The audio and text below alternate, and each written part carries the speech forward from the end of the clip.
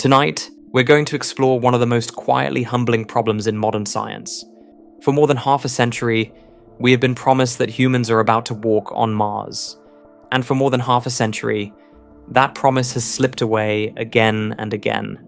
We are always 15 years from Mars, and we always have been. It isn't that one person got it wrong. Every visionary, president, and space agency that ever named a date has watched it pass, and the last humans to leave a low Earth orbit did so in 1972. The reason isn't a lack of will or money, it's that Mars hides its difficulty. Getting there is only the first layer. Beneath it waits the problem of landing on a world with too little air to slow a ship down. Beneath that, an atmosphere you can't breathe, radiation that never stops, a body that weakens in low gravity, and a mind that has to survive years sealed inside a metal box. Every problem we solve only uncovers a deeper one underneath. By the end of tonight, you're going to understand why the most powerful rocket ever built still cannot close the gap to Mars, why a launch window that opens only once every 26 months turns small delays into lost decades, and why the honest answer may be that Mars was never a mission. It was always a generational project we mistook for an imminent one. Before we get started, if you love exploring the depths of space as much as we do, take a second to like the video or subscribe. It's a simple action, but it helps this channel reach more curious minds like yours. Now, let's begin.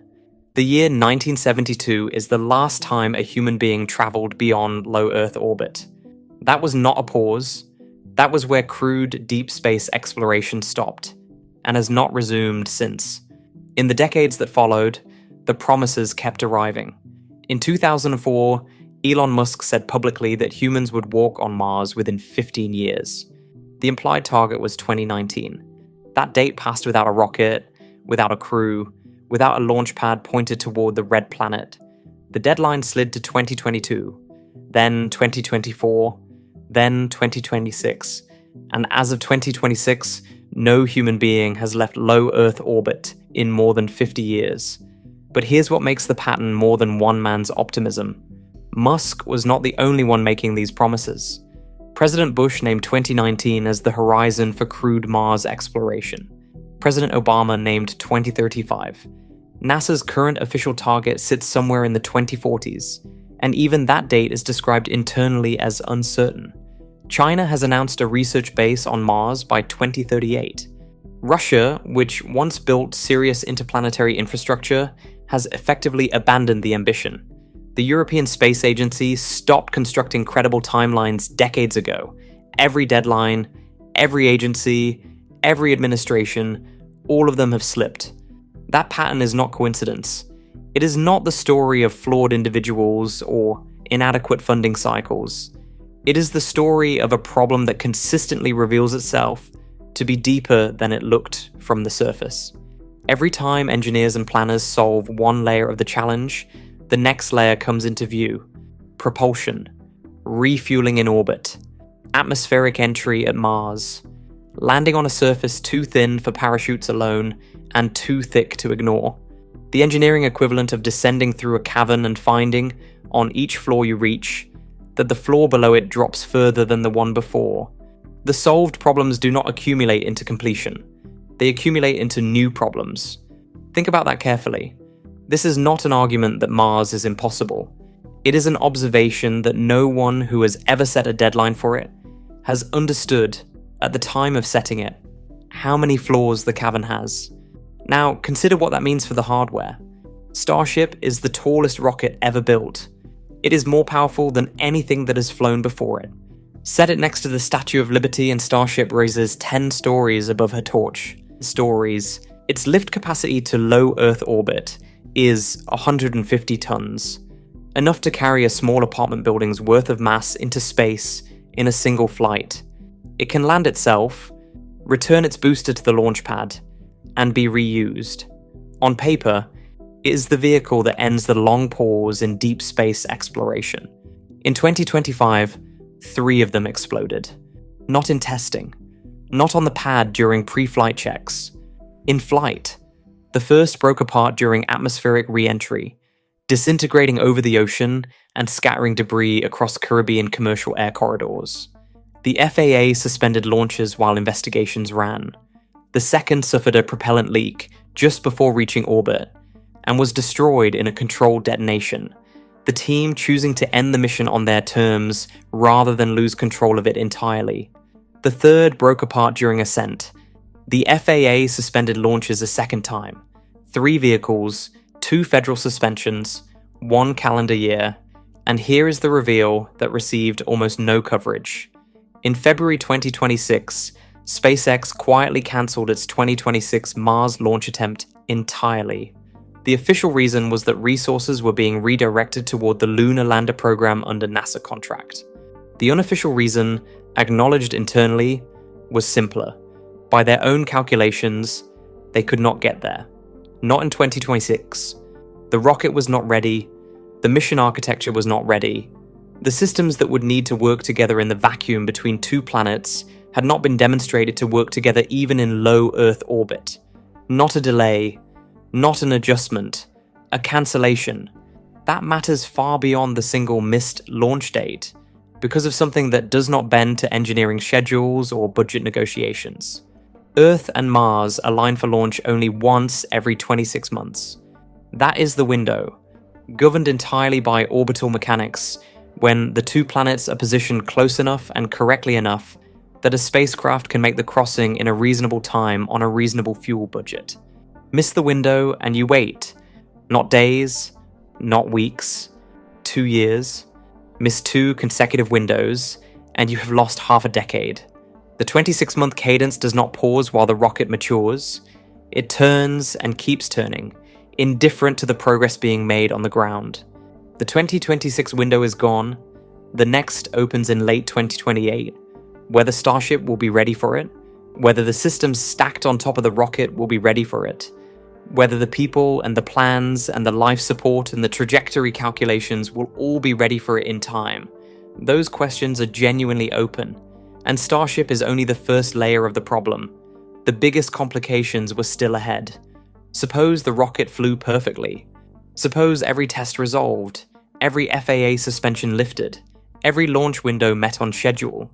The next layer waits beneath it, and it is deeper than it looks. Starship burns almost all of its propellant just escaping Earth's gravity. By the time it reaches low Earth orbit, its tanks are nearly empty, not carrying fuel for the journey, not arriving at a comfortable fraction of capacity, essentially dry. To reach Mars, it has to be refueled in orbit, with thousands of tons of liquid methane and liquid oxygen loaded from other starships, launched up from the same pad, one after another, until the vehicle carries enough to make the crossing. Think about what that actually requires. Liquid methane and liquid oxygen are cryogenic propellants. Cryogenic means stored at temperatures so cold they would shatter ordinary steel. Moving them through a vacuum from one vehicle to another, without losing them to boil off, without introducing gas bubbles that would block the flow, without a single valve or seal failing, is not a routine fueling operation. It is a delicate, precise, time-critical transfer that no space agency on Earth has ever performed at any meaningful scale. Here is where the numbers become significant. One tanker Starship cannot fully fuel a Mars-bound Starship. The current estimates call for somewhere between 8 and 20 launches to load enough propellant for a single Mars trip. 8 launches is the optimistic end. 20 is the honest bracket. Each launch must succeed. Each vehicle must dock with the target rocket with millimeter-level precision. Both vehicles are moving at roughly 17,000 miles per hour. The docking has been compared to threading a needle while both ends of the needle move at hypersonic speed simultaneously. Now imagine threading that needle 8 to 20 times in sequence, with no misses allowed, and the clock is running the entire time. Cryogenic propellant does not wait patiently in orbit. It boils. In the heat of direct sunlight and the vacuum of space, liquid methane and liquid oxygen slowly evaporate, venting off as gas and escaping the tanks. The longer the fueling operation takes, the more propellant is lost. Engineers have to load fuel faster than it disappears, coordinating launches and transfers on a tight schedule with every system performing exactly as designed, consecutively, without interruption. What happens if one refueling launch fails? The schedule slips by months because that rocket must be replaced, inspected, relaunched, and re-coordinated. What happens if two fail? You lose the launch window. 2 consecutive window losses, as the previous section described, cost 5 years. This is not a theoretical concern for a program that lost 3 vehicles in flight in a single calendar year. But here's where it gets strange. This is not merely a hard engineering problem that more money and time will eventually solve. A study published in 2024 in the journal Nature examined the orbital refueling architecture as currently designed. The conclusion was that the plan may be physically unworkable, not difficult, not prohibitively expensive, unworkable. The math, the researchers found, does not close. The boil-off rates, the number of transfers required, the precision of the docking sequences, the cumulative probability of success across 8 to 20 separate launch and dock operations, the tolerances on temperatures and pressures, and valve timing, all of it assembled together into a system that the analysis concluded may not be achievable as designed at all. SpaceX was aware of the problem. They scheduled a small-scale demonstration test. Not the full architecture, not 8 to 20 tankers, just a basic cryogenic transfer between 2 vehicles in orbit to prove the concept could work. That test was originally planned for late 2025. It slipped to 2026. As of now, it has slipped to an unannounced date. The New York to Los Angeles analogy helps here. Imagine you have a car that can only carry enough fuel for 100 miles, but you need to drive 2,800. You are going to refuel from gas stations that float 200 feet above the highway, travel at 17,000 miles per hour, and have never actually been built. That is the problem Starship faces every time it tries to leave for Mars. Suppose all of that worked. Suppose every transfer succeeded, every valve held, every tank filled on schedule, and Starship departed for Mars with full propellant. The next layer waits. Mars has an atmosphere, not a thick one. About 1% of Earth's atmospheric pressure. Thin enough that you cannot breathe it. Thin enough that a parachute performs poorly. But not thin enough to ignore during entry. Entering Mars at roughly 13,000 miles per hour, a vehicle encounters enough atmospheric resistance to generate massive heat on its heat shield. The atmosphere is simultaneously too thin to break on with air alone, and thick enough to burn anything that enters it fast. The entry problem is braking on a surface that is both icy and on fire at once. The standard sequence for landing on Mars goes like this. The heat shield absorbs the worst of the entry heat and drag, slowing the vehicle from roughly 13,000 miles per hour down to around 1,000. Then a supersonic parachute deploys, cutting speed further down to roughly 200 miles per hour. The parachute is then cut away, and rockets fire for the final descent to the surface. Each step must execute on time. Each separation must be clean. Each ignition must occur at the precise altitude. At 200 miles per hour, the rocket engines ignite, and the vehicle lands. 200 miles per hour is still fast enough to be lethal. The precision required at every stage is extreme. This sequence has worked for rovers. Curiosity weighed roughly 1 ton at landing. Perseverance weighed slightly more. Both are roughly the size of a large car. They are, by the Mars standards, our most successful heavy landers. Starship weighs roughly 200 tons. That is 200 times heavier than anything humanity has ever successfully set down on Mars. Not 10 times heavier. Not 50 times heavier. 200. The physics of slowing that much mass through that thin atmosphere at that scale has never been demonstrated. Engineers have models, they have simulations, they have animations. No vehicle even approaching half that mass has been tested in Mars-relevant entry conditions in any real-world setting. Scott Hubbard, the former director of NASA Ames Research Center, has pointed to another problem specific to Starship's design. Tall, slender vehicles landing vertically have a documented history of falling over. The moon's surface holds the wreckage of landers that tipped in the final seconds of descent. On Earth, Starship has fallen over during landing tests on flat ground, in calm air, with recovery crews nearby. Mars offers none of those conditions. The terrain is uncharted at the precise landing site. Engine exhaust kicks up dust clouds that blind the vehicle's sensors in the final seconds. Horizontal winds in thin air, which behave differently than winds in Earth's denser atmosphere, apply lateral force to a tall rocket balanced on engines. Surface temperatures swing by more than 100 degrees over the course of a Martian day, stressing materials and mechanisms. And there is no rescue. If it tips, it stays tipped. And then there is one more thing the landing leads directly into. Starship must also take off again.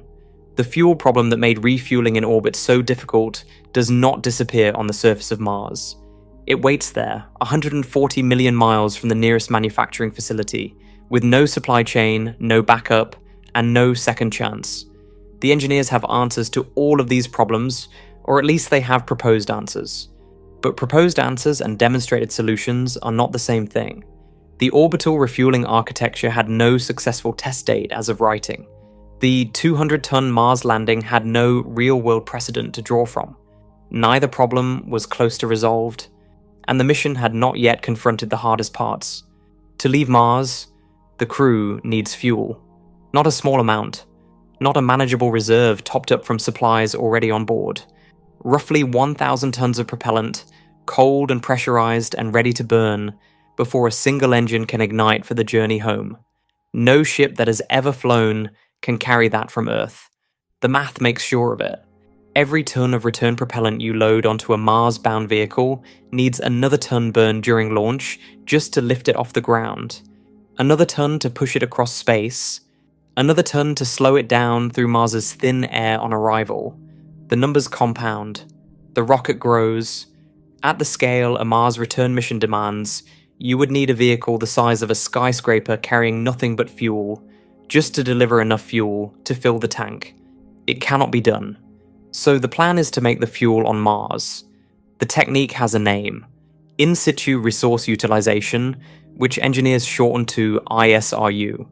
The idea is that Mars already holds most of what you need.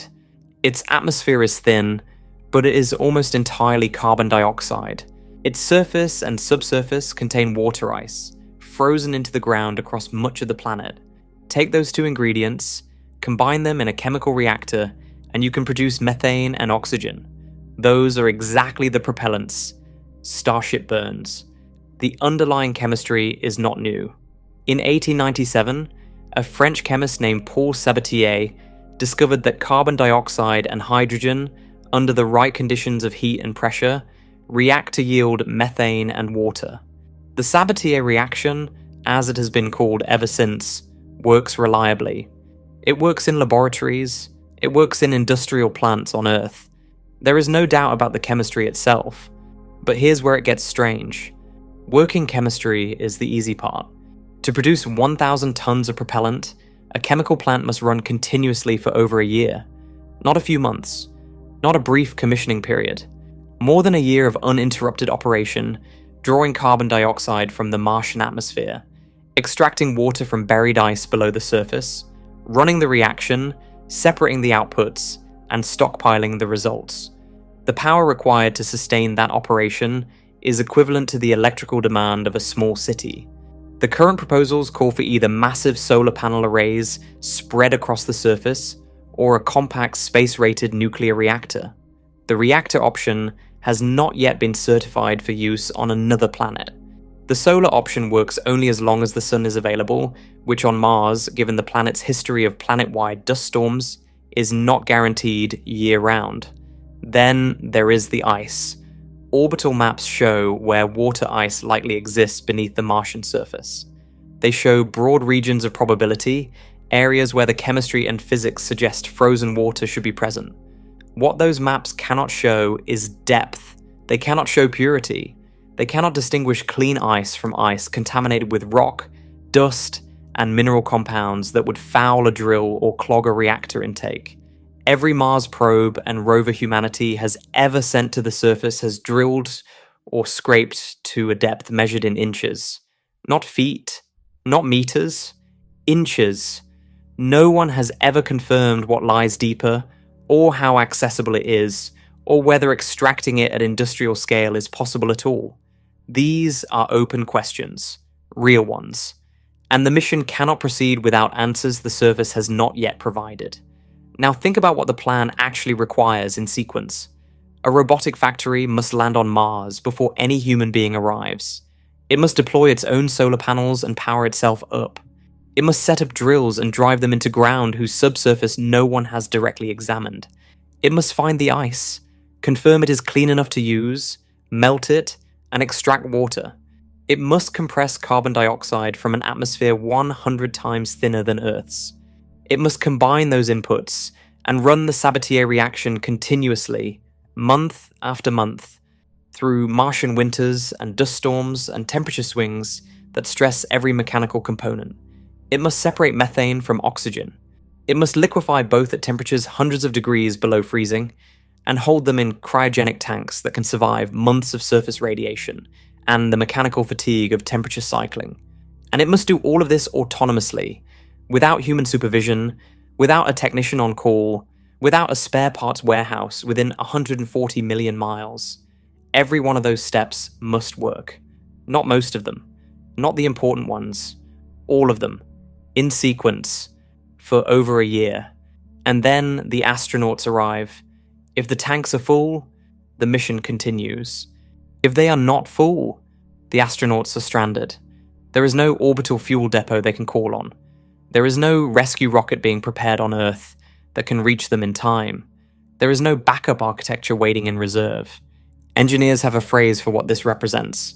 They call it a single point of failure, a place in a system where one failure kills everything downstream. In normal aerospace work, single points of failure are forbidden, not discouraged, not minimized, forbidden. The engineering culture of human spaceflight was built on redundancy. You do not design a life-critical system with one path and no backup. You build 2 paths, 3 paths, fail-safes at every junction, alternatives that activate the moment a primary system degrades. The lesson was paid for in the deaths of astronauts on Apollo 1, on Challenger, on Columbia. Redundancy is not an option. It is the first principle. Mars architecture demands a single point of failure anyway, not a small one, not a contained one of the most catastrophic ever attempted in the history of human spaceflight, with failure modes that have never been tested in the environment where they would actually occur. The drill could jam on rock. The ice could be dirtier than orbital maps suggested, contaminated enough to wreck the reactor chemistry. A dust storm could reduce solar power to a fraction of what the plant needs, pausing or stopping the reaction for weeks. There is no Earth test facility that can simulate Martian surface conditions accurately enough, or for long enough, to find out which failure modes matter most. The planet is the only test environment that counts, and the test runs while humans are already in transit, committed, unable to turn back. The plan is elegant on paper. Carbon dioxide from the air, water from the ground, chemistry known since 1897, fuel waiting in the tank when the crew arrives. It is a beautiful solution to an impossible problem. What it actually requires is a chain of autonomous operations, each one depending on the one before it, running without human oversight for over a year on a planet no one has ever stood on, in conditions no one has ever worked in, with failure modes no one has fully characterized. Break the chain anywhere, lose the crew, and the fuel problem was not the last obstacle waiting for them on the surface. Set the machines aside for a moment. Set aside the fuel problem and the landing problem and the single point of failure threading through every contingency plan. Consider the ground itself. Mars looks, from orbit, like a desert. Rust-colored plains. Dust. The kind of terrain that photographs as ordinary, almost familiar. Rocky hills, flat basins, a horizon that could almost be Nevada or Utah if you adjusted the color. And that appearance is deeply misleading, because the surface of Mars is not ordinary dirt. It is a fine-grained chemical hazard, and simply breathing near it may be the most dangerous thing a person on Mars could do. In 2008, NASA's Phoenix probe landed near the Martian North Pole. Its mission was straightforward: scoop the soil, test it, report back. What it found was not expected. The soil contained perchlorate, a chemical compound rare on Earth, abundant on Mars. The concentration was roughly half of 1% by weight. That sounds small. It is not small. Perchlorate attacks the thyroid gland, the organ that regulates how the body uses energy. Chronic exposure can suppress thyroid function entirely and cause severe anemia. The safe exposure limit recognized on Earth is about 7/10,000ths of a milligram per kilogram of body weight per day. That is a number so small, it barely registers as a number. A few stray milligrams of Martian dust inhaled on a single bad day would push past it.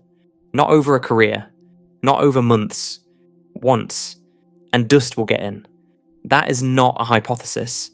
Dust got into every suit the Apollo astronauts brought back from the moon. It caked the fabric, gummed the joints, irritated their eyes and throats and airways for days after each surface walk. Apollo crews spent a few days on the lunar surface.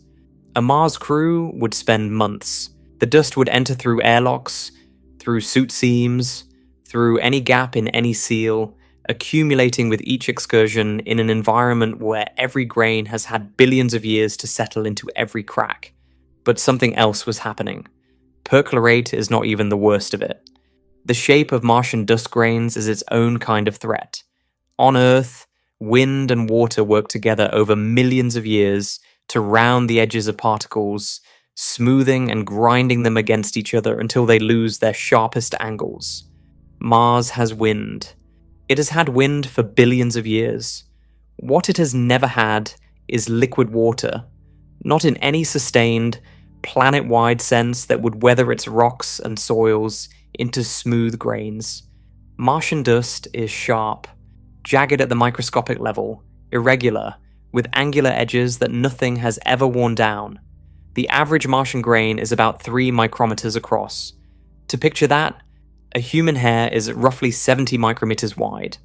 A Martian dust grain is about 4% of that width, invisible to the naked eye, light enough to stay suspended in the atmosphere for weeks after a dust storm. 3 micrometers is precisely the worst possible size for human lungs. Particles larger than about 10 micrometers get caught in the nose and throat, filtered before they reach the lungs. Particles smaller than half a micrometer are too light to lodge anywhere and get exhaled. 3 micrometers slips past the nose, past the throat, past the upper airways, and settles deep in the soft tissue of the lung. Once there, it does not come out. The lungs have no mechanism to clear a grain that size. It sits. The disease that follows from years of this is called silicosis. Coal miners get it. Glass workers get it. Stonemasons get it. It happens when fine silica particles accumulate in the lungs over years, triggering an inflammatory response that the body cannot resolve. The immune system attacks the particles and cannot clear them. Scar tissue forms. The lungs stiffen. Breathing becomes labored. The condition is chronic, progressive, and permanent. Martian dust contains plenty of silica. It also contains iron oxide nanoparticles, which have their own documented links to lung damage. It contains gypsum, which irritates the airways. And it contains trace metals, chromium, beryllium, arsenic, each one accumulating in tissue over years of low-level exposure, in concentrations that nobody has yet fully characterized for long-duration human habitation. In 2025, a medical research team at the University of Southern California reviewed all the available data on Martian dust and its effects on human physiology. Their conclusion was direct. The greatest danger to a Mars astronaut may not be radiation. It may not be the psychological toll of isolation. It may not be any of the engineering failures that could strand a crew without fuel or air. The greatest danger may simply be breathing. The proposals for managing this have been on paper for years. Dust filters in habitats and suits, electrostatic devices that use charged surfaces to pull dust particles off suit fabric before a crew member enters the airlock, specialized airlock designs that reduce how much dust migrates indoors, iodine supplements to counteract perchlorate's effect on the thyroid, flooding the gland with enough iodine that it cannot absorb the perchlorate instead. None of these countermeasures has been tested on real Martian dust. Not inadequately tested. Not tested under limited conditions. Never tested. Not once. Because no Martian dust has ever been returned to Earth. Every sample analysis done to date has been performed in situ by robotic instruments on the surface, transmitting data home. No physical sample of Martian regolith sits in any laboratory anywhere on this planet. The countermeasures were designed using analog materials, Earth-based simulations, chemical proxies for what Mars dust is thought to contain. Whether they will work against the actual substance, with its actual grain size and actual chemical profile, and actual biological interaction with actual human tissue, is unknown. The astronauts who go first will be the test subjects, not a trial population enrolled in a study with an ethics board and a stopping rule. Test subjects in the oldest and most brutal sense. They will be the first humans to learn what Martian dust does to Martian lungs over months of real exposure, in real conditions, with no evacuation possible if the answer turns out to be something the models did not predict. The surface looked like ordinary dirt. It is not ordinary anything. And the dust was only one thing waiting in the air. The dust at least announces itself. You can see it coating surfaces, clogging filters, staining gloves a dull russet. You can design airlocks to slow its ingress and filters to trap what gets through. The next threat passes straight through you without pausing. It passes through walls, through hull plating, through the body of the spacecraft, through the body of anyone sitting inside it, and it leaves damage behind that no filter catches and no airlock stops. Right now, as you read this, particles are passing through your hand. They came from supernovae hundreds of light years away, accelerated to near the speed of light, traveling through the vacuum between stars for longer than our solar system has existed. They pass through you and keep going. You feel nothing, but they are not nothing. We call them galactic cosmic rays. They fill the space between stars continuously, in every direction, at all times. On Earth, 2 layers of armor stand between us and them. The atmosphere above us blocks most particles outright, and our planet's magnetic field, generated deep in Earth's iron core, deflects a large fraction of what remains, bending charged particles away before they can reach the surface. Together, these 2 layers reduce the radiation dose at ground level to something the human body handles across a full lifetime without obvious acute harm. Beyond them both, those protections vanish. In deep space, there is no atmosphere. There is no magnetic field. There is nothing between a human body and the full intensity of the galactic cosmic ray environment. Galactic cosmic rays are not a single thing. They are a mixture.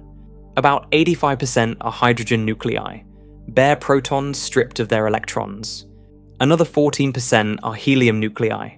The two together account for nearly all of the count, but the remaining 1% is the problem.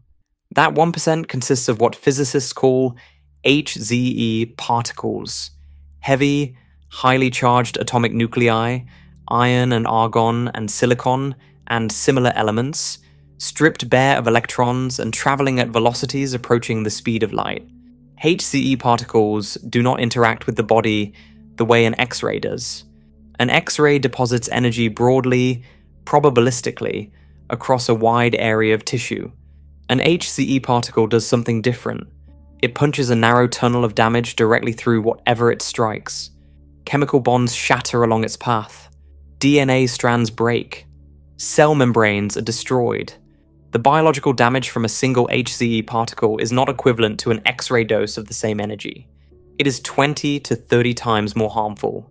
The same total energy, delivered by a heavy charged nucleus instead of a photon, causes vastly more cellular destruction because the damage is concentrated, precise, and deep. Here is what astronauts on the International Space Station absorb in a 6-month mission, between 30 and 120 millisieverts. A millisievert is a unit of biological radiation dose, weighted for how damaging the radiation type actually is.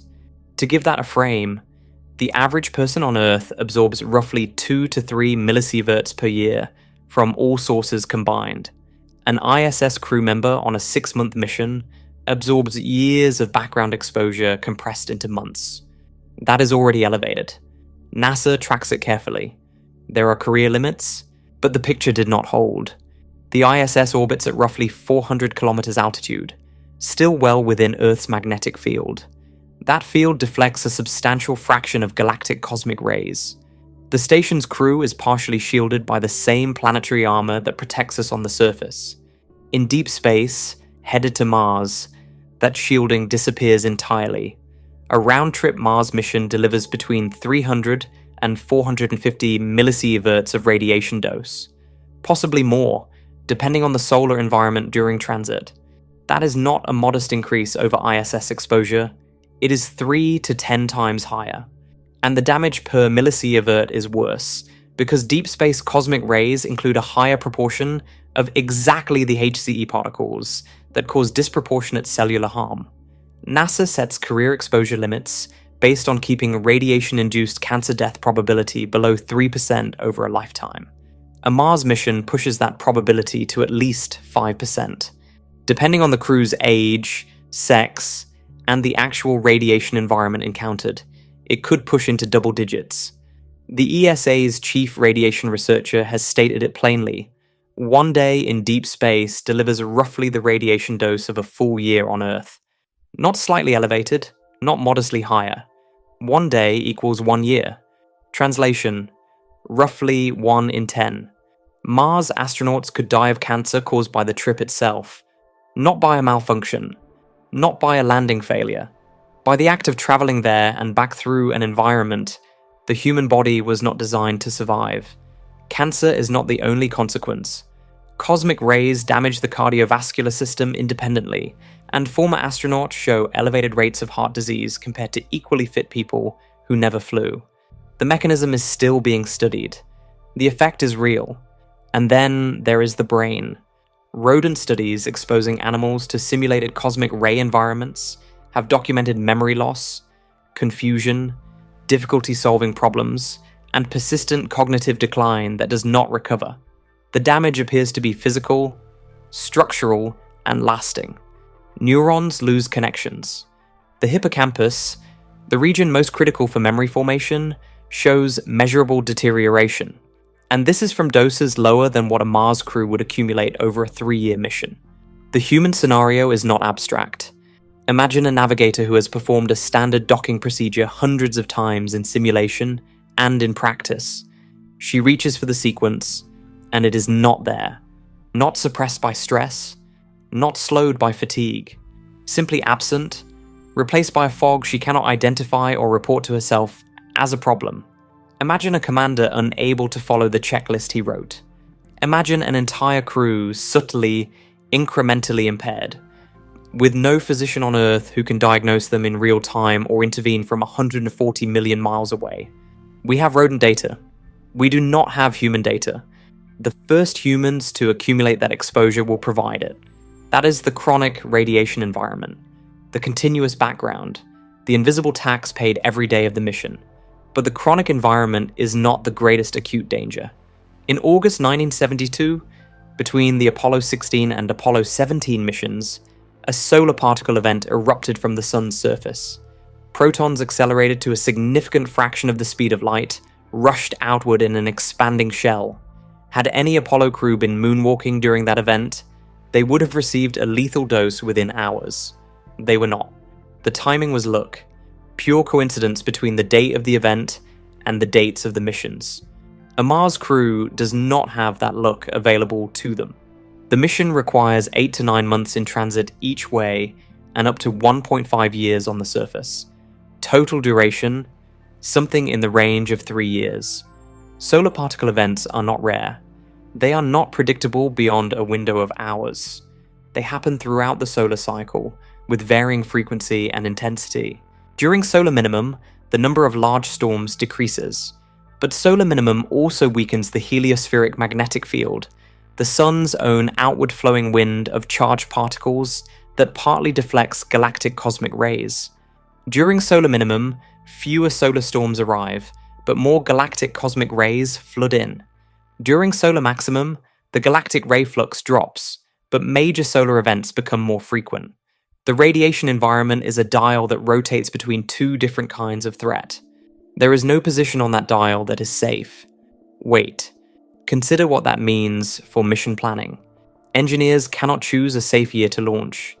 They can only choose which form of radiation risk they prefer. And NASA's models put the probability of at least one severe solar particle event during a 3-year Mars mission at well above 50%.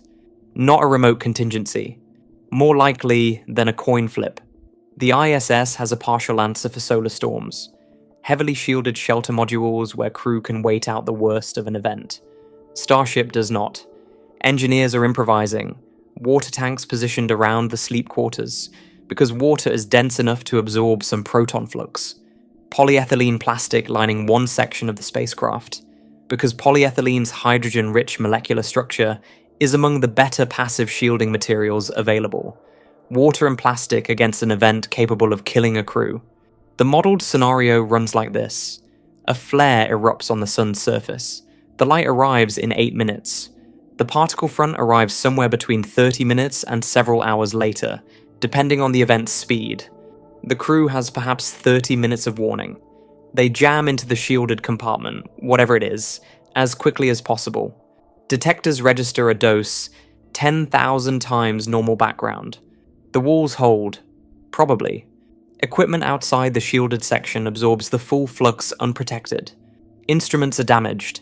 Systems that were working before the event may not work afterward. The spacecraft arrives at Mars, or departs Mars, or crosses the midpoint of the transit leg, in a state of partial degradation, with no spare parts available and no repair facility within reach. The dust announced itself. The cosmic rays do not. They are already there, and they have been there since before the spacecraft launched, and they will be there for every day of the mission, passing through the hull and through the crew without stopping. And the biggest challenge waiting for the crew had not arrived yet. Radiation attacks from what it sends. The next threat works through what it takes away. Astronauts returning from 6 months on the International Space Station are sometimes carried off the spacecraft on stretchers. Not escorted, not steadied. Carried. They cannot walk. Legs that were fully functional before launch refuse to support weight. The hands that steered a spacecraft through orbital maneuvers grip nothing but the sides of a stretcher while medical staff move them to a recovery facility. This happens to healthy, elite, rigorously trained adults after 6 months. Not because something went wrong, because something worked exactly as the human body is designed to work, and that design assumes gravity. In zero gravity, muscles have nothing to push against. Bones have nothing to bear. The heart, which on Earth must fight gravity to push blood upward to the brain, relaxes into a simpler task and gradually forgets the harder one. Every system that gravity kept in constant low-grade training begins to soften. The body is not being harmed from outside. It is simply adapting, doing exactly what biology does, finding the minimal state that the environment demands. The problem is that when the environment changes back, the adaptation has already happened. Bone is the most measurable example. On Earth, elderly women with osteoporosis lose approximately 1% of their bone mineral density per year. That rate is considered serious enough to warrant medication, dietary intervention, and fall prevention protocols. In space, astronauts lose approximately 1% per month. Not per year.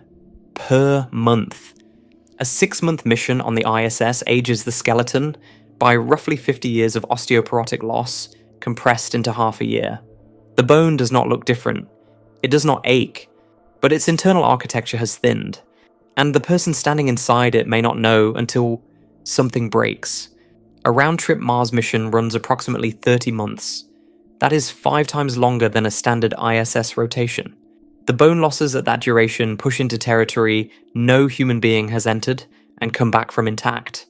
We do not have data for what a skeleton looks like after 30 months of microgravity and low-gravity transit, because no human has been off Earth that long. The record for a single continuous spaceflight stands at about 437 days. A Mars mission would nearly double that. The bone loss extrapolations past that point are models built on shorter missions. They are the best tools available. They are not measurements. Muscle loss moves faster. Without any exercise at all, An astronaut loses roughly 20% of their muscle mass in less than 2 weeks. The body treats unused muscle as metabolic overhead and begins breaking it down. Astronauts on the ISS spend 2 hours every day on treadmills and resistance equipment, specifically to slow this process. 2 hours of intensive training per day is more than most professional athletes manage. And the losses continue anyway. Slower, but continuing. 2 hours is mitigation. It is not reversal. Then there is what waits on the other side of the transit. Mars' gravity is about 38% of Earth's. That sounds like relief. A 150-pound person weighs about 57 pounds on Mars. But the reality was different. That reduced gravity is not gentle. It is still real gravity, pressing down on a body that has spent months in microgravity, with weakened bones, depleted muscles, and a cardiovascular system that has adjusted to the easier task. The crew lands and gravity returns, and the body they arrive in is not the body that left. A simple stumble could shatter a hip. A fall from a ladder, the kind that happens on construction sites and in warehouses, and anywhere people work at height, could fracture bones that no longer have the density to absorb impact. There is no orthopedic surgeon on Mars. There is no surgical suite. There is no anesthesiologist. A broken femur on Mars is not a setback. It is a potential mission-ending event, depending on its severity, and a life-threatening one if the fracture cannot be managed with the supplies on hand. But the bodily changes do not stop at the skeleton and the muscles. About 70% of long-duration astronauts develop a condition called spaceflight-associated neuroocular syndrome, or SAINS. The mechanism begins with fluid. On Earth, the body's fluid is pulled downward by gravity, distributed through the body in a way the circulatory and pressure systems are calibrated for. In microgravity, that fluid shifts toward the head. Pressure increases in the skull. The eyeball, which is not a rigid structure, responds to that pressure. The back of the eyeball flattens slightly. The optic nerve, running from the back of the eye to the brain, begins to swell. Think of a soft water bottle inverted and filled past its comfortable capacity. The shape changes, the pressure builds, the structures inside distort. The vision changes that follow are not always obvious at first. Some astronauts notice a gradual blurring. Some find their near vision degrading. Some return from the ISS with prescription changes that do not fully correct, requiring glasses they did not need before launch. The correction is partial because the change to the eye's physical structure is at least partially permanent, not functional impairment that fades during a recovery. Structural change that does not reverse. 70% of long-duration astronauts. That is most of a crew. And the longest single mission logged so far is 437 days. The biology of what SANS does past that threshold, at 600 days, at 800 days, at 900, is not measured. It is extrapolated from a curve that points in the wrong direction. The cardiovascular system follows its own trajectory.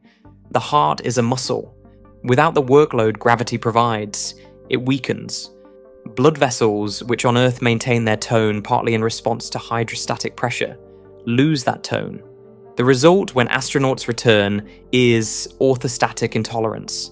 They stand up and faint, because the cardiovascular system can no longer maintain adequate blood pressure against gravity in an upright position.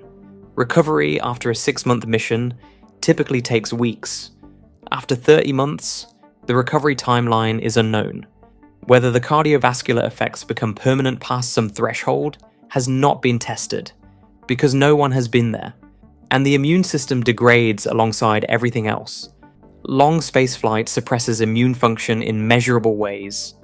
Latent viruses that the immune system ordinarily holds in check begin to reactivate. The herpes virus, which lives dormant in the nerve tissue of the majority of adults on Earth, re-emerges under immunosuppression. Small infections that a healthy immune system dismisses become serious. The spacecraft's interior, recycled air and recycled water, and the microbial populations of several human bodies living in close proximity for months becomes a slow evolution chamber for pathogens. Not in the cinematic sense, in the quiet, bacterial, incremental sense, the microbes adapt. The immune systems holding them in check weaken. The gap narrows.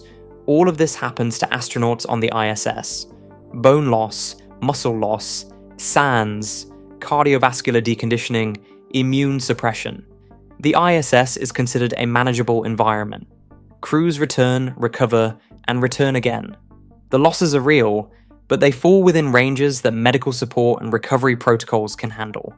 A 30-month Mars mission does not land in that range, not slightly beyond it. It extends into durations where the endpoint data does not exist, where the models are extrapolations from shorter missions, and where the body's capacity to reverse its own adaptations is genuinely uncertain. Potentially permanent vision loss for most of the crew. A skeleton aged beyond anything medicine has rehabilitated intact. A cardiovascular system emerging from 30 months of reduced workload into the real gravity of Mars, without a recovery ward, without months of supervised rehabilitation, without the option of rest while the body adjusts. The crew that lands will be, in measurable physiological terms, older than the crew that launched. And something deeper than the body was waiting.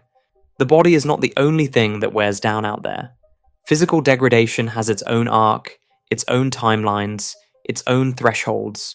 But researchers who have spent careers studying what long-duration missions actually do to human beings consistently point to something else as the dimension most likely to be underestimated.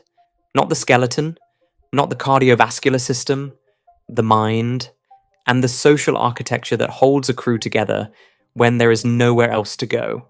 The first thing a Mars crew loses is something so ordinary that most people have never thought of it as a survival resource. They lose real-time Earth. When Mars and Earth are at their closest approach, a signal traveling at the speed of light takes roughly 3 minutes to cross that distance. At their farthest, it takes around 22 minutes. That means any question a crew member asks Mission Control takes 6 minutes at best for a response, and 44 minutes at worst. 6 to 44 minutes. For a routine question, that is inconvenient. For an emergency, it means the situation is either already resolved or already fatal by the time the answer arrives. On the International Space Station, astronauts call home almost daily. They video chat with their families, they watch live sports. That connection is not a luxury. It is a psychological anchor. The distance is vast in the physical sense, but the crew members remain emotionally present on Earth in real time. Someone who loves them can hear their voice within seconds. A Mars crew loses that. Family messages arrive minutes late, like a letter from another century. Mission Control becomes a slow correspondence, a relationship conducted through careful dispatches rather than conversation. And over the months of transit, Earth does something else. It shrinks, first to a bright blue dot, easily found in the sky. Then, as distance grows, to something fainter, eventually just another point of light among thousands. No human group has ever lived under those conditions for anywhere near the duration a Mars mission requires. But researchers have tried to approximate it. In 2010, 6 volunteers entered a sealed habitat in Moscow. The project was called Mars 500. The goal was to simulate 520 days of a Mars mission, including communication delays, isolation, monotony, and restricted contact with the outside world. The volunteers were healthy. They were trained. They understood what they were signing up for. They had doctors a few feet away on the other side of a sealed door. Halfway through the study, most crew members showed disrupted sleep. 2 showed signs of clinical depression. One crew member spent nearly the entire mission in what researchers described as a hibernation-like state, logging minimal activity, withdrawing from the group, essentially going dormant. Another developed severe insomnia. The social fractures were quieter, but equally telling. Small irritations accumulated into genuine grudges. The crew gradually stopped sharing tasks equitably. Tensions between national groups became visible, not in arguments, but in subtler signals. Body language, where people chose to sit, who spoke to whom and who did not. Here is what makes that finding significant. Mars 500 was in Moscow. The volunteers could leave. Their doctors were feet away. The simulation was demanding but bounded, and every participant knew the door was there. A real Mars crew has no door. The Hawaii Space Exploration Analog and Simulation, known as HICES, ran crews of 6 into mock habitats on the slopes of a Hawaiian volcano for periods ranging from 8 to 12 months. The findings echoed Mars 500 with a timeline that is worth knowing precisely. Mood declined after roughly 3 months. Tension spiked after about 6. By around 8 months, some crews showed what researchers classified as near-permanent fractures between subgroups. Not friction, not occasional conflict. Structural divisions that did not heal for the remainder of the mission. 8 months is roughly 1/4 of the surface-to-surface duration of a Mars mission. But something was wrong. All of this happens against the backdrop of a physiological system already under assault from something far more subtle. The Martian day is not 24 hours. It is 24 hours and 37 minutes. That gap sounds negligible. It is not. Think of a clock that gains 37 minutes every day. After a week, it is more than 4 hours ahead. After a month, it has drifted by nearly 19 hours. The human body runs on a circadian rhythm calibrated to Earth's 24-hour cycle, and even that small A shift, applied relentlessly across hundreds of days, scrambles the system. Sleep degrades. Alertness cycles fall out of alignment with the actual schedule. Mission planners on Earth who adopted Mars time during rover operations, in some cases for just a few weeks, reported exhaustion, irritability, and measurably increased error rates. Those planners could go home. They could eat at their usual time, sleep in their usual beds, and let their bodies re-anchor. A crew on Mars cannot do that. The shift accumulates. Sleep disruption compounds cognitive impairment. Cognitive impairment compounds the risk of errors in environments where a single procedural mistake can be catastrophic. The low-grade dread of impossible rescue does not fade because it is always accurate. Rescue is genuinely impossible. There is no psychological trick that makes that fact neutral over 30 months. The combined load of radiation exposure, dust contamination, physical degradation, circadian disruption, isolation, and the ambient knowledge that no help is coming produces something the simulations began to measure but could not fully replicate. The slow erosion of a crew's ability to function as a unit. Fights become more likely. Withdrawal becomes more likely. The possibility that a crew member becomes effectively non-functional, not dramatically, not suddenly, but quietly and incrementally over many months, is not a remote scenario that engineers have simply failed to consider. NASA behavioral health researchers have studied it carefully. Their assessment is blunt. These risks rank among the most serious threats to mission success. Not the rocket, not the launch window, not the radiation, the mines inside the spacecraft. No hardware failure has to occur. The ISRU plant can run perfectly. The propellant tanks can fill on schedule. The spacecraft can land without tipping. And a crew can still arrive at the Martian surface as a fractured group, cognitively blunted, emotionally exhausted, physiologically depleted, facing surface operations for which they need to function at something close to their best. The simulations gave us a timeline. Mood declines around 3 months. Tensions spike around 6. Fractures form around 8. A Mars crew would reach that 8-month threshold somewhere in the middle of the outbound transit, weeks before they ever see the surface. And the surface itself was still in front of them. Step back from any single crew member and look at the record as a whole. Not the individual bodies, not the individual minds, the missions themselves. Roughly half of all spacecraft ever sent to Mars have never completed their objectives. Not a few early failures from an era of primitive engineering. Not a handful of anomalies spread across decades of otherwise clean operations. Roughly half. Every major spacefaring agency has contributed to that count. The United States, the Soviet Union, Russia, the European Space Agency, Japan, China. The planet has claimed them all. The failures start almost immediately. In the 1960s, Soviet probes failed repeatedly before they even reached Earth orbit. A few got further and then went silent at the last possible moment, close enough to Mars to almost matter. In 1971, The Soviet Mars 2 lander became the first human-made object to reach the Martian surface. It arrived at several hundred kilometers per hour. It did not survive. Days later, Mars 3 made a genuine soft landing, a real success after years of failure. It transmitted data back to Earth for 14 seconds. Then, it went dark. No one knows why. Nearly 3 decades later, NASA lost 2 missions inside the same calendar year. In 1999, the Mars Climate Orbiter burned up in the Martian atmosphere because one engineering team had been calculating thrust in metric units while another had been calculating in imperial. The spacecraft followed the math it was given. The math was wrong. Months after that, the Mars Polar Lander vanished during descent.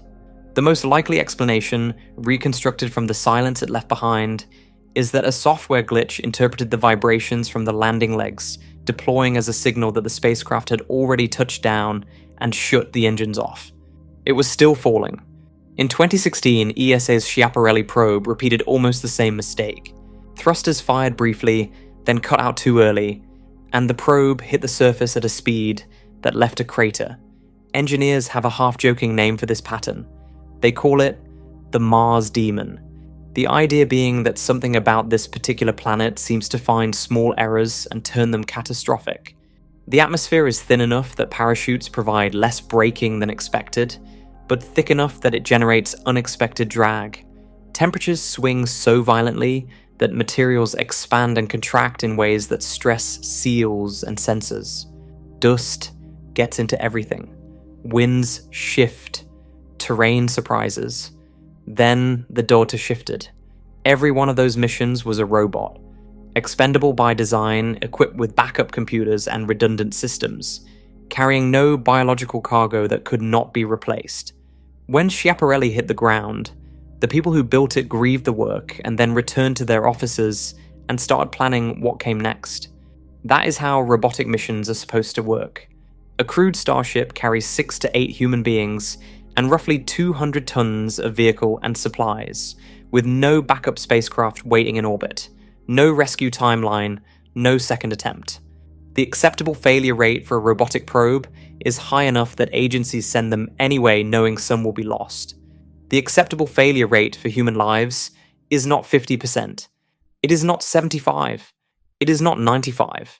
To send people, the architecture needs to work at something approaching 99.9% reliability or better. That number has never been demonstrated for a Mars landing. Not once. Not by anyone. SpaceX has never landed anything on Mars.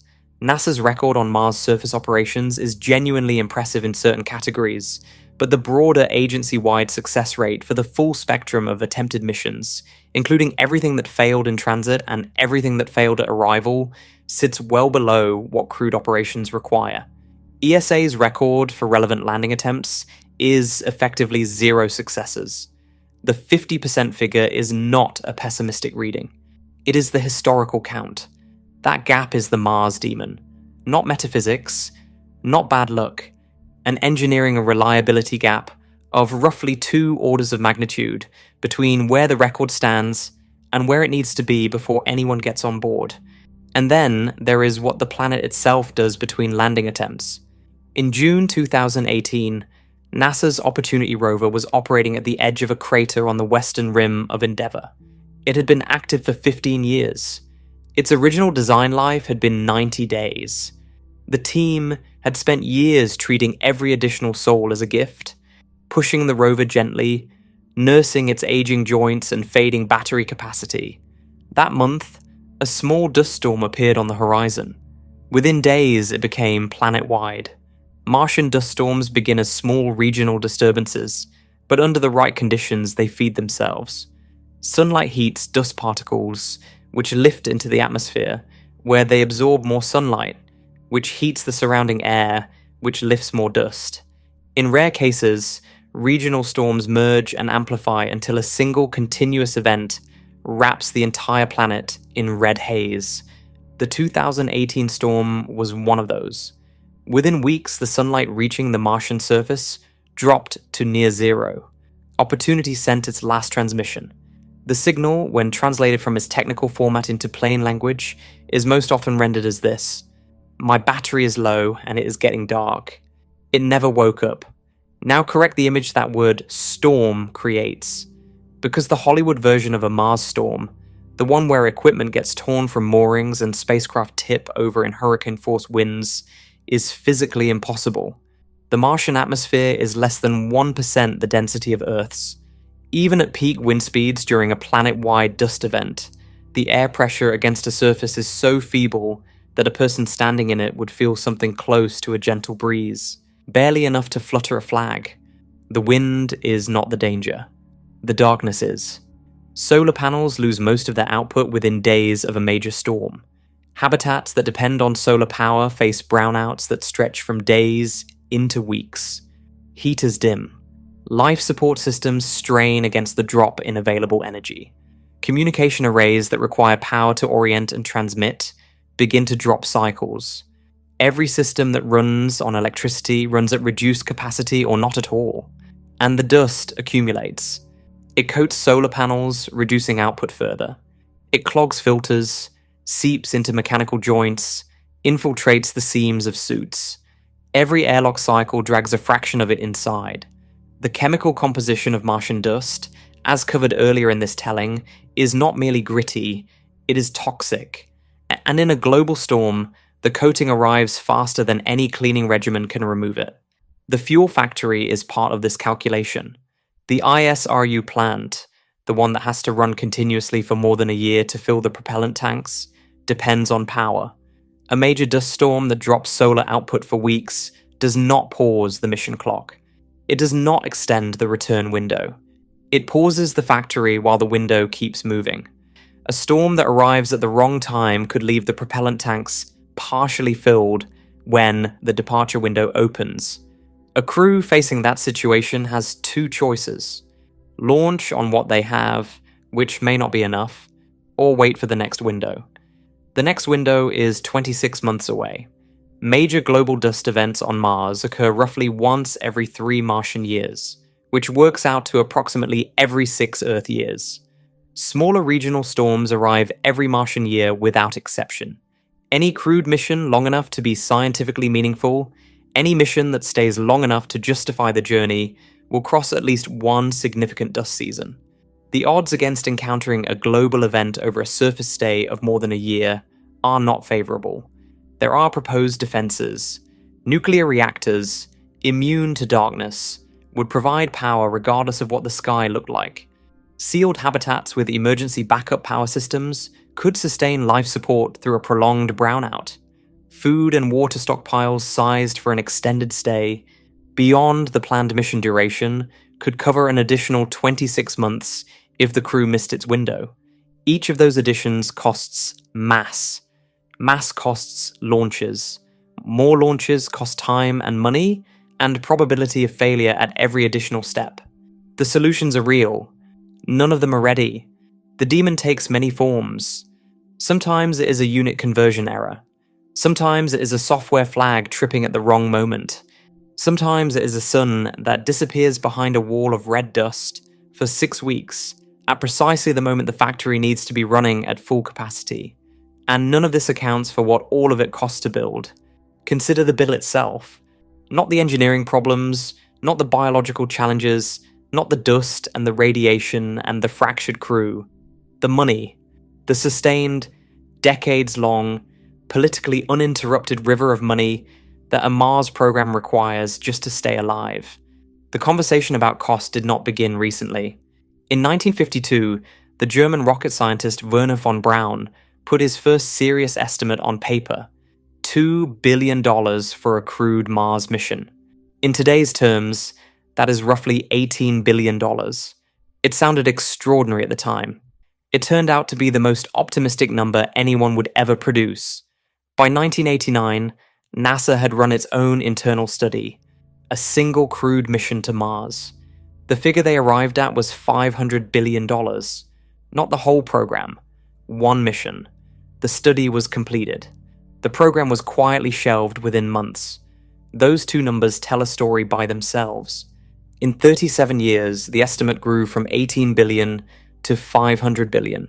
Not because scientists became more pessimistic, because they became more precise. Modern estimates have not made the picture cleaner. SpaceX argues that rocket reuse can drive costs dramatically lower, and there is something to that argument.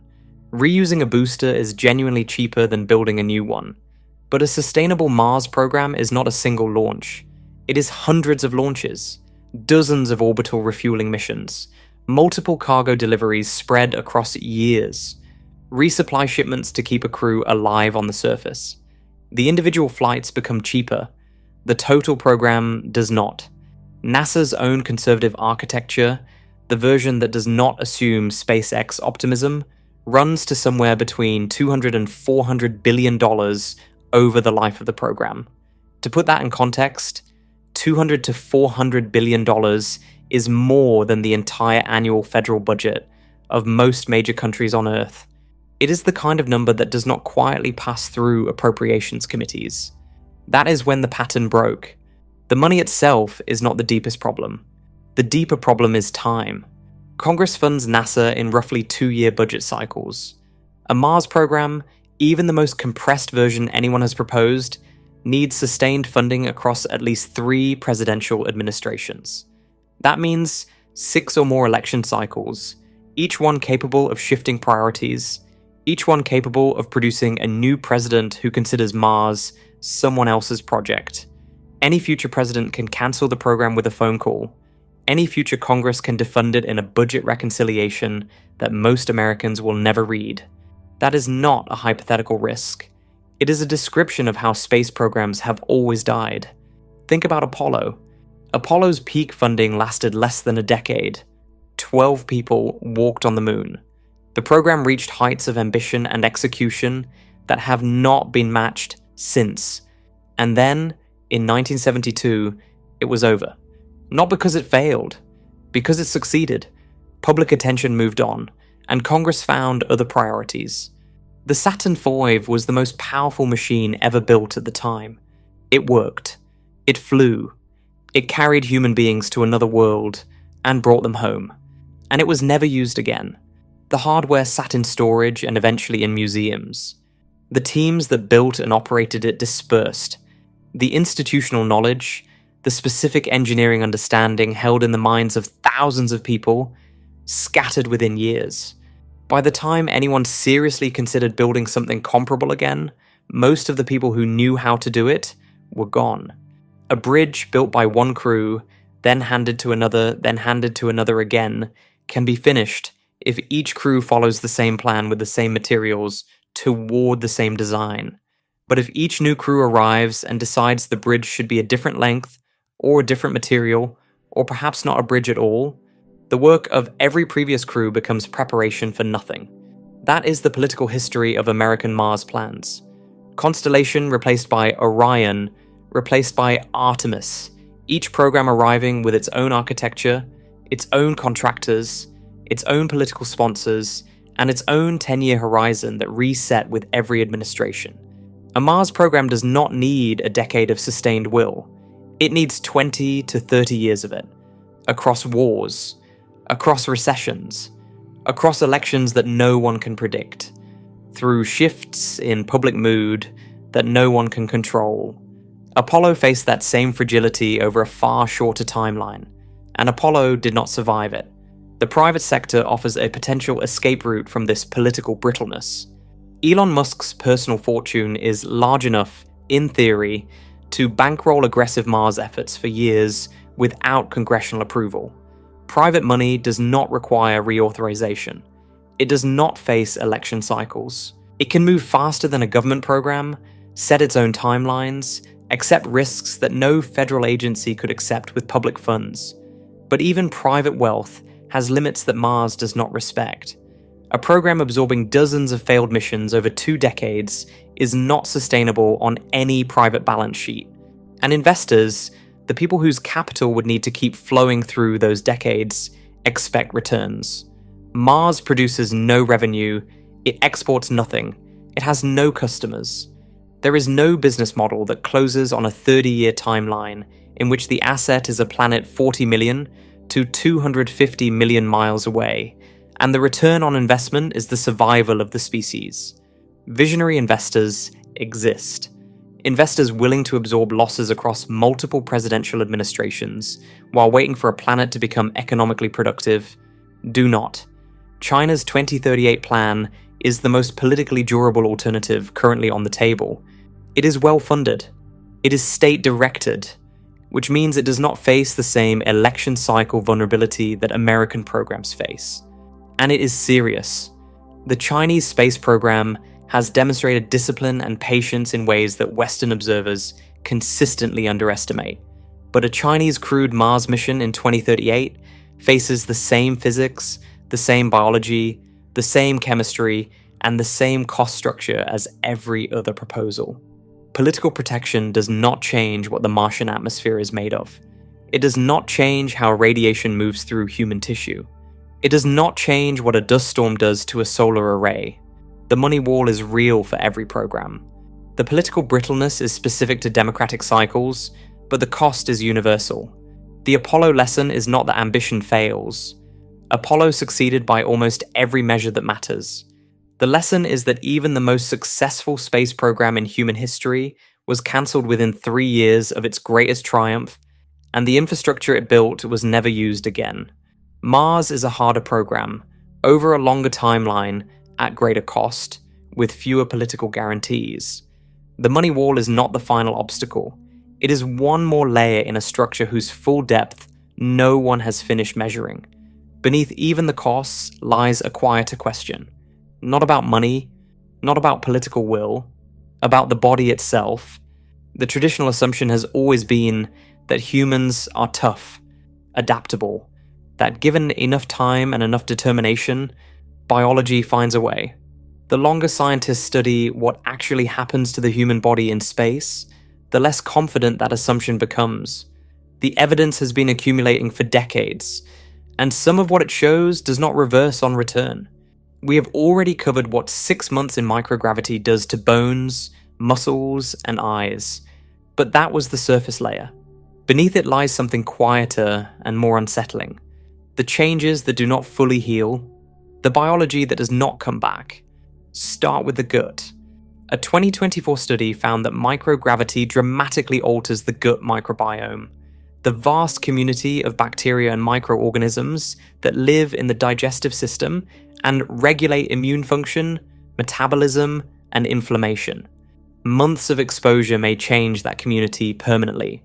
Not temporarily disrupted, changed. Returning astronauts could face digestive problems, new allergies, and metabolic conditions that simply did not exist before launch. Conditions they will carry home with them. Conditions nobody yet knows how to treat because nobody has treated them before. Then there is the immune system. Suppression in long-duration spaceflight allows latent viruses to reactivate. Wound healing slows. The body's surveillance for abnormal cells, its quiet internal watch against cancer, weakens. Combine that with the radiation damage already accumulating in DNA throughout the transit, and you have something medical researchers describe in terms that do not invite reassurance. The phrase that keeps appearing in the literature is perfect storm. But the deepest evidence came from a single experiment, one that started with 2 brothers. In 2019, NASA released the results of the twin study. Astronaut Scott Kelly had spent nearly a year aboard the International Space Station. His identical twin brother Mark Kelly stayed on Earth. Identical twins share the same DNA, which makes them as close to a controlled experiment as human biology ever allows. The researchers compared the brothers across hundreds of biological markers before, during, and after Scott's mission. The early headlines were optimistic. Scott's telomeres lengthened during the mission. Telomeres are the protective caps on the ends of chromosomes, like the plastic tips of shoelaces that keep the lace from unraveling. They naturally shorten with age. Longer telomeres look like good news. Perhaps spaceflight was somehow slowing the clock. Then Scott came home. Within days of return, his telomeres collapsed. They did not return to where they had been before launch. They ended up shorter. Scott Kelly may now, in some measurable biological sense, be older than his identical twin. 2 people who began life with the same DNA, and one of them aged faster. That was not the only finding. About 7% of Scott's genes did not return to baseline behavior, not temporarily, still misexpressed when the study closed. Genes affecting immune function, genes affecting DNA repair, genes affecting metabolism. His carotid artery, the major vessel carrying blood to the brain, thickened during the mission and never fully returned to normal. His cognitive performance dipped on certain tests after landing and recovered slowly. Mental flexibility, accuracy, task switching, all measurably changed. 1 year, one person. Permanent biological alteration. A Mars mission lasts roughly 3 times as long, with 3 times the radiation exposure. Nobody knows what telomeres do after 3 years in deep space. Nobody knows what 7% of genes still misexpressed becomes after 30 months. The twin study was designed to answer questions about 1 year. It generated a long list of new questions about what comes next. Here is the question that space medicine specialists now whisper to each other. What if the problem is not just the trip? What if humans are not biologically built for the destination itself? Mars' gravity is 38% of Earth's. That is enough to pull things to the ground. It is not enough to substitute for what a body needs. And a self-sustaining colony, which is the stated goal, eventually requires something that has never been done anywhere other than Earth. It requires births. No one knows what happens to a fetus developing in 38% gravity. Gravity is not simply a force that acts on finished bodies. It is an input to development. Bones grow against gravitational load. Muscles strengthen against weight. The cardiovascular system calibrates itself to the demands of pumping blood against a gravitational gradient. The inner ear develops with gravitational input as a constant reference. Take that input away, or reduce it to 38% of what every mammalian body on Earth has evolved to expect, and the developmental consequences are unknown. Not unstudied, unknown. Mouse pregnancies in microgravity often fail. The embryos that survive frequently develop abnormalities. No full-term mammalian pregnancy has ever been completed in space, not once. The data stops there because the experiment has never been run to completion. Whether 38% gravity is sufficient for normal fetal development is a question with no answer. A child born on Mars, developing entirely in that reduced gravity, would grow a body calibrated to that environment. Bones shaped against 38% pull, a cardiovascular system built for it, an inner ear balanced within it. That body might never be able to walk on Earth. The gravity here, the gravity that every human being who has ever lived has taken for granted as the background condition of existence, could be lethal to a person born somewhere else. The colony sends its children to Earth, and Earth, for the first time in human history, might be the place they cannot go. The adults who make the return trip face the same problem in the slower form. Bones that have spent years in reduced gravity meeting full Earth gravity on landing day. Reduced density that took years to form does not reverse quickly, and sometimes does not reverse completely. The risk of spontaneous fracture. The persistent vision changes of SANS, which we have already seen affects roughly 70% of long-duration crews, growing more severe the longer the mission runs. The altered microbiome, the shortened telomeres, the 7% of genes that decided not to come back. There is an image that has begun to appear in conversations among space medicine researchers. They call returning Mars astronauts walking memorials, not monuments to triumph, living records of what the journey cost, bodies that carry the mission home inside them in ways that do not fully show on the surface, but do not fully heal either. The biology was supposed to be the problem with the solution. Exercise mitigates muscle loss. Countermeasures address bone density. Radiation shielding reduces dose. Each answer was real, each one held up under scrutiny. But the twin study showed something below all of those answers. Something that exercise and shielding and supplements do not reach. The genome itself shifted. The cells themselves did not come all the way back. The money wall is not the final layer. The biology may be. And yet the biology does not stand alone. It sits on top of everything else. The engineering walls, the cost walls, the political walls, the psychological walls, and now the cellular walls below all of them. Step back from every single one of those obstacles and ask a different question. Not whether any individual problem is solvable, but why, after decades of solving problems on paper, the same answer keeps appearing at the bottom of every calculation. 5 more years. Just 5 more years. That answer has been given for a long time now. Longer than most people realize. There is a term in engineering culture for a certain kind of timeline. They call it a hockey stick projection. The shape tells the story. Progress is slow at first, then flat, then suddenly the line bends upward. Nearly vertical, exponential. Everything goes right. Every problem yields. Every test succeeds on schedule. The chart looks convincing because the early data points are real. The bend at the end is where the assumption lives.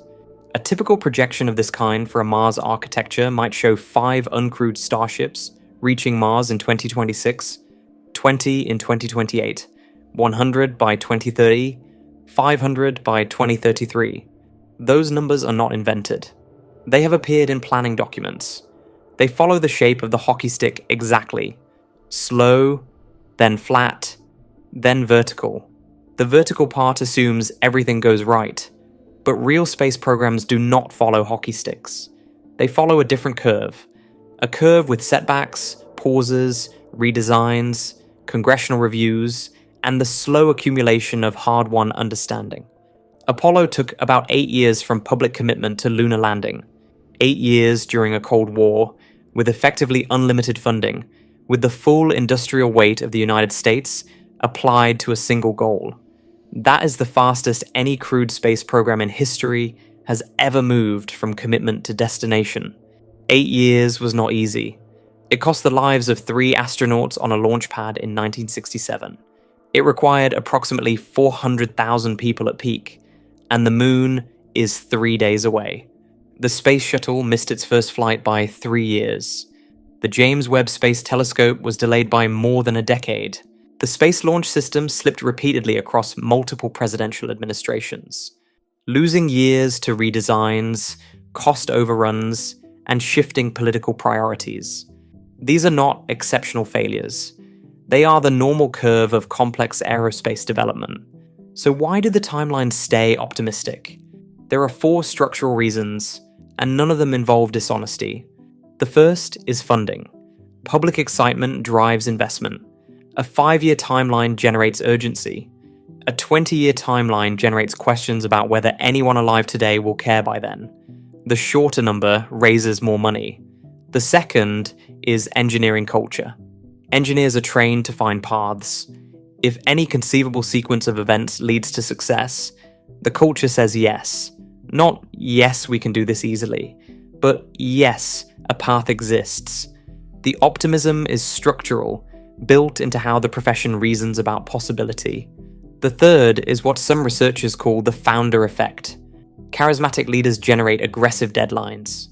The deadline becomes a public commitment. The organization builds toward it. When the deadline slips, a new deadline appears.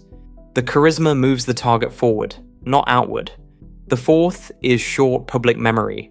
A deadline announced in 2022 and missed by 2025 is largely forgotten by 2026, when a new audience has arrived who never heard the original promise. The missed commitment does not accumulate. It dissolves. The result of these 4 forces working together is a permanent state of imminent arrival. Mars is always 5 years away. Just 5 more. The answer has stayed the same for over half a century, while the capability has not arrived. That is the pattern. The reading came back reversed. Strip away the timelines and the projections, and look only at what has actually been demonstrated. No rocket has ever sent a human being past low Earth orbit since 1972. Orbital refueling of cryogenic propellants has not been demonstrated at scale. Nothing approaching Starship's mass has ever been successfully set down on Mars. No human being has ever spent 30 months in deep space. No closed life support system has sustained a crew for a Mars mission duration under realistic conditions. Not one of those capabilities. Not partly demonstrated. Not demonstrated. Every single technical capability required for a human Mars mission is currently undemonstrated. That is not a criticism. It is an accounting. The ledger is what it is. And that accounting has a larger resonance, one that goes beyond engineering. In 1950, at Los Alamos National Laboratory, the physicist Enrico Fermi was having lunch with colleagues when he asked a question that has never been fully answered. He asked, if the universe is so full of stars, so full of planets, so full of the raw material for life, where is everybody? The universe is roughly 14 billion years old. Life on Earth appeared within a billion years of the planet forming. If life emerges readily and planets are common, civilization should be everywhere. But we detect no signal. We find no evidence. We hear only silence. One proposed answer is the Great Filter. The idea is this. Somewhere between simple chemistry and a civilization that reaches other stars, there is a step so difficult that almost no species crosses it. A wall. Not a wall of physics exactly, or economics exactly, but of accumulated difficulty. A filter that lets some things through and stops most things cold.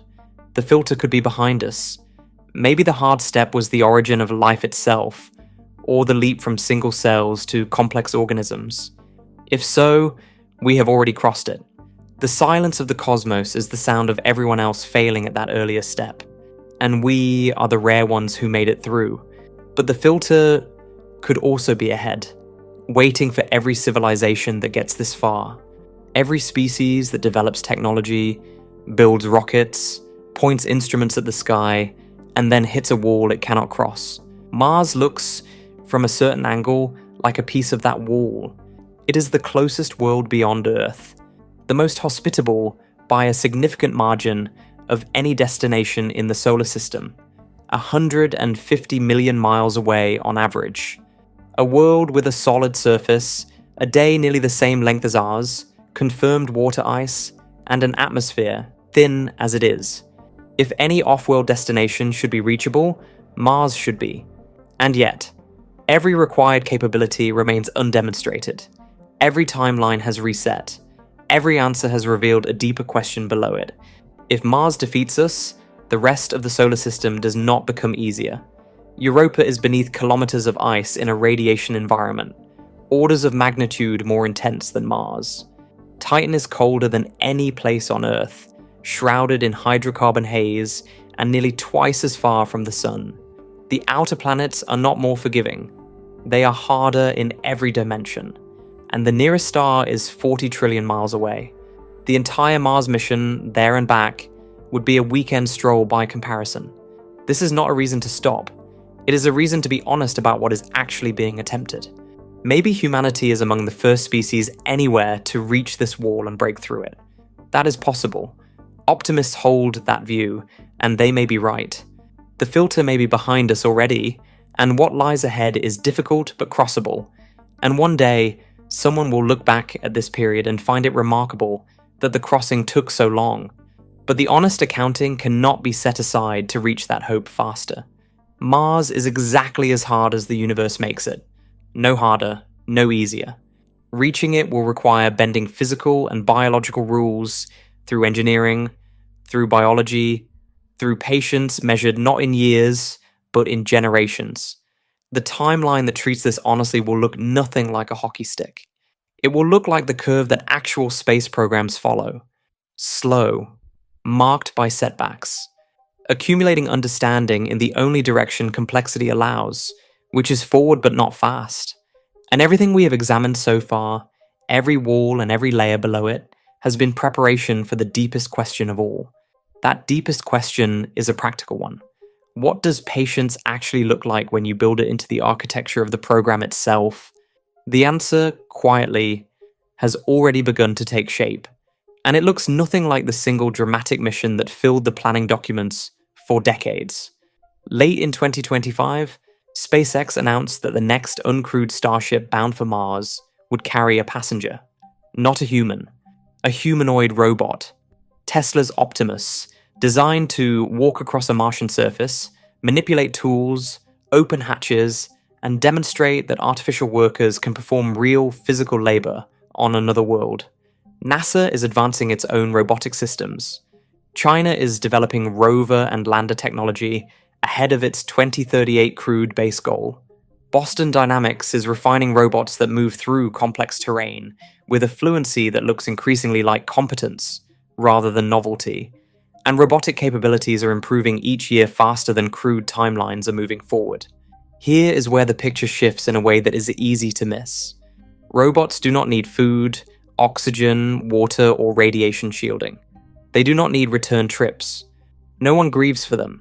They can carry roughly 10 times the science payload a human mission can, or remain operational 10 times as long. The political cost of losing a robot is a news article. The political cost of losing astronauts is a generation of mourning. Challenger set the shuttle program back years. Columbia set it back further. A lost Mars crew might end crewed deep space exploration for half a century.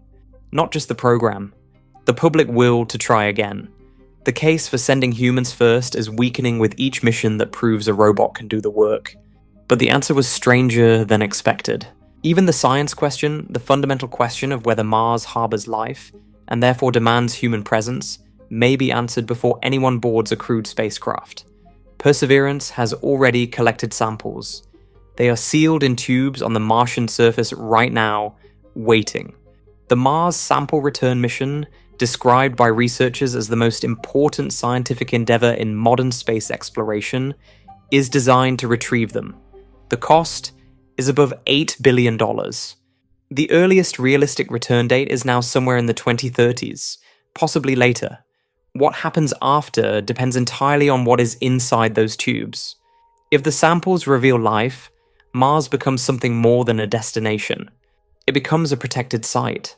International law may move to shield its surface from contamination.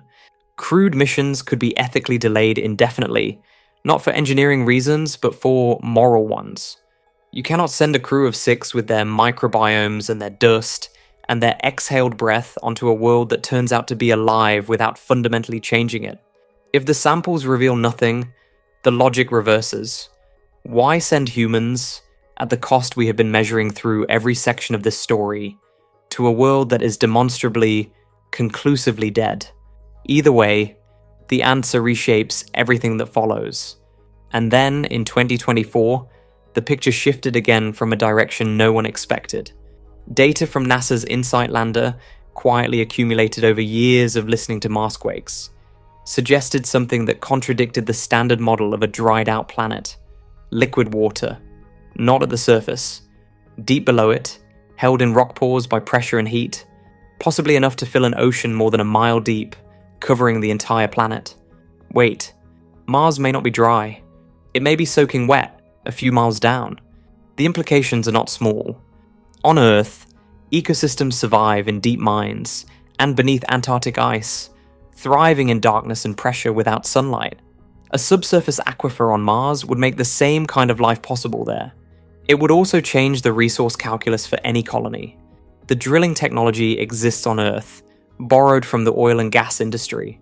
Adapting it for Mars is not a fantasy. It is an engineering problem. The problem is mass.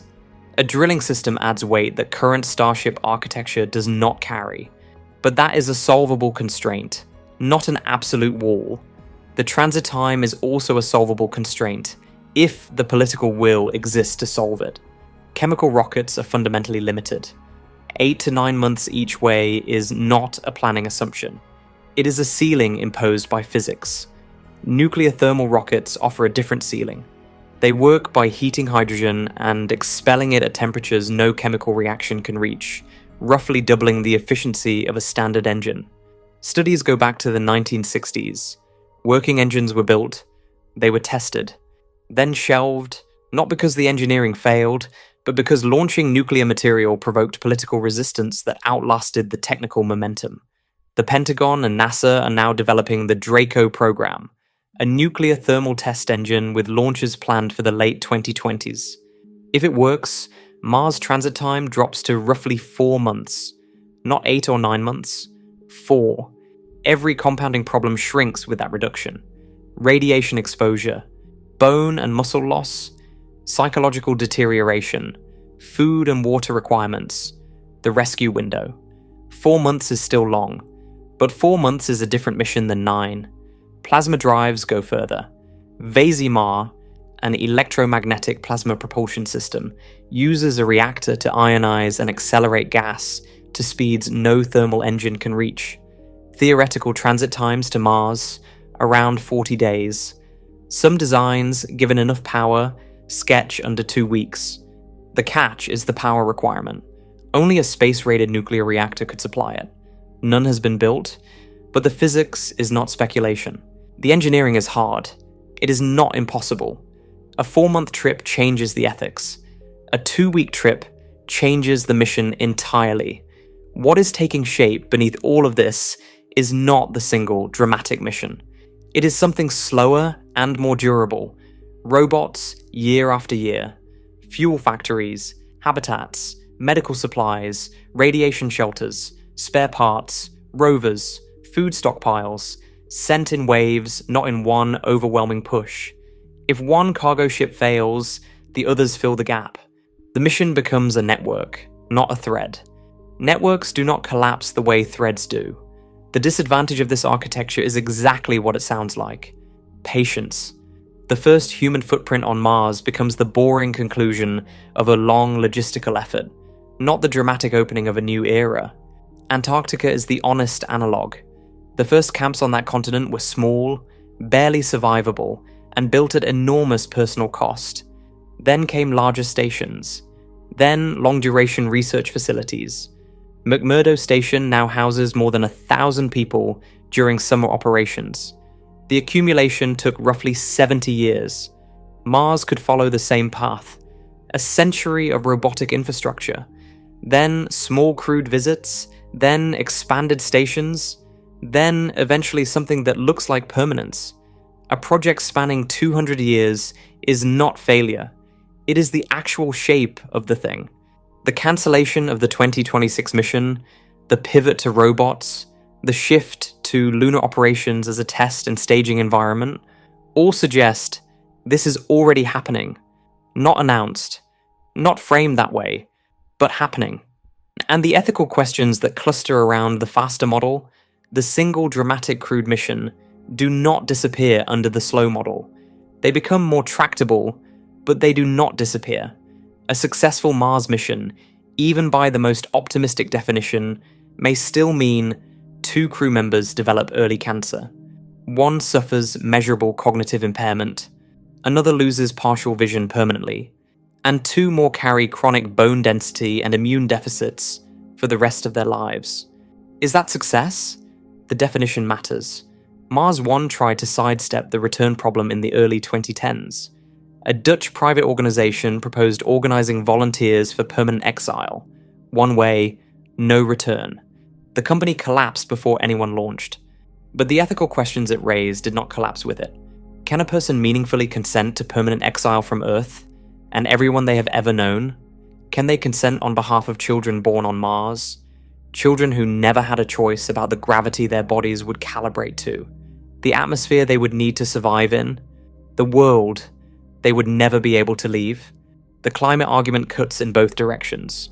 Some voices argue that the acceleration of climate change strengthens the case for becoming a multi-planetary species, that an insurance copy of humanity is worth the cost. Critics answer plainly. Even worst-case Earth is more habitable than best-case Mars. The trillions of dollars that a full Mars program would consume could fund climate adaptation on Earth at a scale that would protect far more lives, far more certainly, far sooner. Both arguments are honest. Neither settles the question. Privatization adds its own fragility. A government program can survive the loss of a leader. A private program built around a founder cannot easily survive the death, scandal, or simple change of heart of the person holding it together. The institutional knowledge and the funding and the public narrative can dissolve in a way that a state-backed program, however inefficient, resists. Mars is not a public relations problem. Mars is a wall, and the honest version of climbing it is slow and painful and marked by losses along the way. The first crews who go will be true pioneers in the oldest sense, people who step into conditions that may break them and may kill them and who know this and go anyway. Some will not return. Some will return changed in ways the ledger of this story has tried to enumerate. Broken in some cases, carrying permanent marks of the crossing. But the honest version may also be the only version that survives. Every architecture built on optimism, on hockey stick curves, on the assumption that everything would go right and the timeline would hold, has so far dissolved on contact with the actual problem.